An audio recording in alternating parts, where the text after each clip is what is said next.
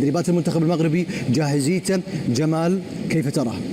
اليوم كانت أيضا هناك حصة تدريبية للمنتخب المغربي، فتحت الربع ساعة الأولى منها أمام وسائل الإعلام لحضور الحصة التدريبية، وأيضا لم تكن هناك تصريحات لأنه لم يتم ترتيب تصريحات بالنسبة لوسائل الإعلام. الأمور تسير في اتجاه صحيح بالنسبة للمنتخب المغربي، خصوصا أنه كان أجرى مباراة أمام منتخب جورجيا، واليوم أيضا الطاقم التقني للمنتخب المغربي تابع أيضا المباراة الودية التي جمعت بين المنتخب المصري والمنتخب البلجيكي التي جرت في الكويت وانتهت بفوز المنتخب المصري بهدفين ل1.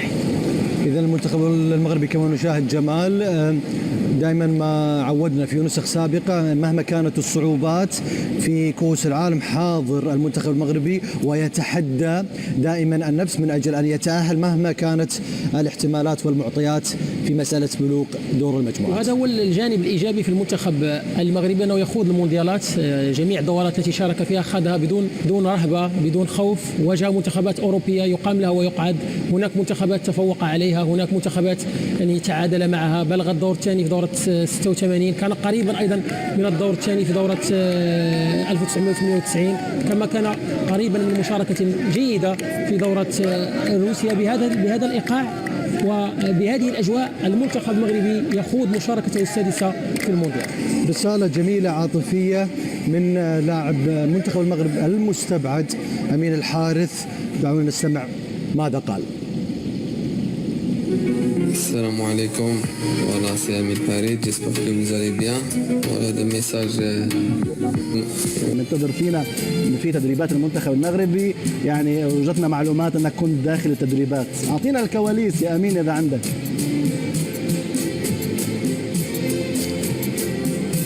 صحيح اهلا بك وبك حلا وبكل مشاهدي قنوات بين سبورتس، وانا اضم صوتي اليك واتحداك ايضا في البلاي ستيشن. سنتحدث عن الموضوع لاحقا، لكن دعنا الان مع اخبار المنتخب المغربي. يتواجد هنا في استاد احمد بن علي بدحيل، المكان الذي يتدرب فيه المنتخب المغربي. الحصه الاولى بعد عوده المنتخب من المباراه الوديه التي اقيمت في الشارقه الاماراتيه تجري في هذه الاثناء. الاجواء جيده، ليس هناك اصابات، الجميع موجود يتدربون في اجواء كما قلت جيده يشوبها التركيز والجدية. معي أو إلى جانبي مهدي إصواب وهو صحفي ومذيع بالقناة الثانية المغربية، لنأخذ رأي أيضا من هم في المغرب وكيف يرون حظوظ المنتخب المغربي والأجواء العامة في تشكيلة المنتخب.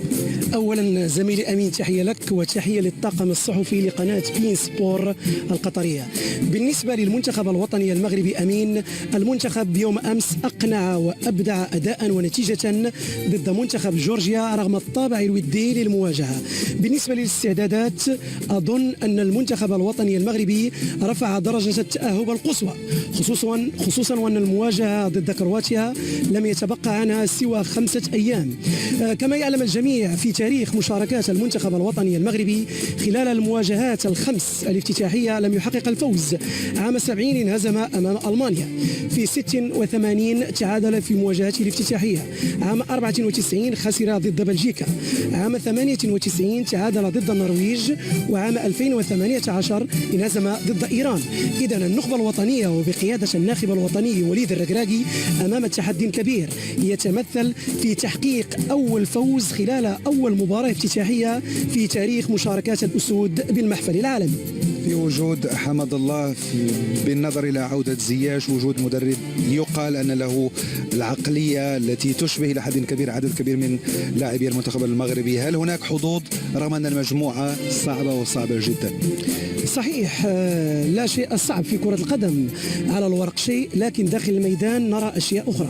بالنسبة لوليد الركراكي تكمن قوته في مستودع ملابس اللاعبين. هذا المدرب شاهدنا السنة الماضية كيف نجح مع الوداد البيضاوي يخلق جو عائلي داخل مستودع الملابس، وهذا ما افتقده المنتخب الوطني المغربي خلال حقبة وحيد خليلوزيتش. وليد الركراكي يشتغل كثيرا على الجانب النفسي، لأن الجانب التكتيكي لن يجد صعوبة، خصوصا في ظل وجود لاعبين متمرسين ومحترفين أمثال نصير مزراوي، حكيمي، ياسين بونو، وزياش كذلك. كل التوفيق للمنتخب المغربي ولك أيضا في هذه المهمة. شكرا جزيلا لك مهدي أصوابا. نتمنى التوفيق لجميع المنتخبات العربية أمين، وخصوصا المنتخب الوطني المغربي الذي نمثله نحن. بالتوفيق إن شاء الله. شكرا. إذن هي هكذا هي أصداء تدريبات المنتخب المغربي كما أشرت.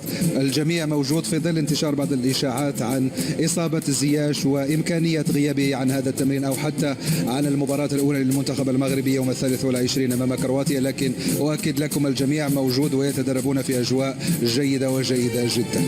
شكرا لك أمين السبتي، كنت معنا من مقر إقامة المغرب، هذا المنتخب الذي نعول عليه بصراحة، ونتمنى السلامة لزياش، نتمنى أن يكون بأقوى فورمة زي ما بيحكوا، بأقوى حالة إن شاء الله. بننتظر له تصريح خاص لبي إن سبورتس، وهو قائد المنتخب المغربي غانم سايس الذي دعا رفقائه للتركيز على مباراتهم الأولى أمام المنتخب الكرواتي.